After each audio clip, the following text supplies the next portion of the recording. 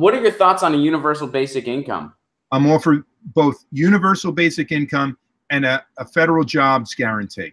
I don't think the two have to be mutually exclusive at all. I think they work well if they are together. I think anyone who wants employment should be able to find a job in this country. And if the federal government can act as the lender of last resort, it can also act as the employer of last resort. During the New Deal, that's the role the federal government essentially played. And that's what we needed to play.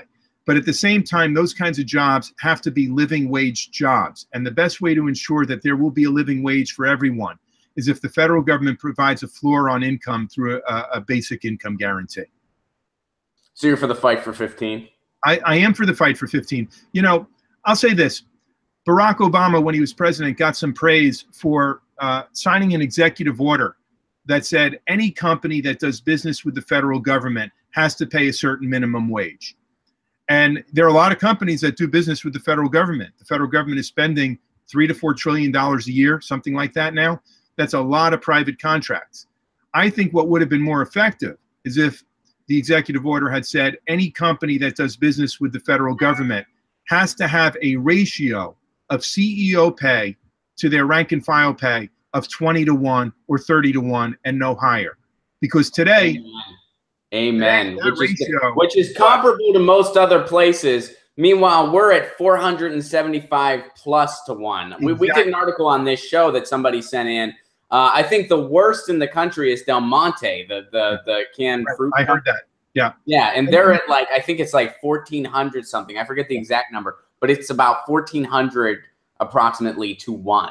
And you know, we could continue to creep up the minimum wage, but if we don't take care of the problem of these outsized incomes at the top, people getting a slightly bigger minimum wage, they're not going to have an easier time. The rents will still get out of control. They won't be able to keep up with the costs of living. So, you know, we need progressive taxation. We need a lot more tax brackets over $1 million than we have. And we need to tax the hell out of that group. You know, the 98% of this country, maybe 95%, they don't need a tax hike. But that top 1-2%, I think it would be very healthy to have a big tax hike so that, you know, the rich used to use their outsized incomes, to buy vacation homes and private jets. Now they buy congressmen and senators.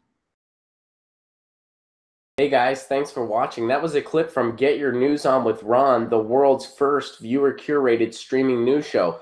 What does that mean? That means I log on to a stream and people tweet me articles over on Twitter at Ron Placone, or they use our Reddit subsection, which is just Get Your News On with Ron over on Reddit. And that's how we build the show. I'm seeing all these articles for the first time. We are literally getting our news on together. Follow me on Twitter at Ron Placone so you can participate. And this show streams live every Tuesday through Friday at 10 a.m. Pacific Standard Time. So please do tune in. If you want to support this show, you can do so over on patreon.com/Ron Placone, where for as low as $1 a month, you get access to exclusive podcasts every week, exclusive videos, free tickets to shows when I'm performing in your town, and more for as low as $1 a month. Please do consider it. Thank you so much for your support. This has been Get Your News On with Ron.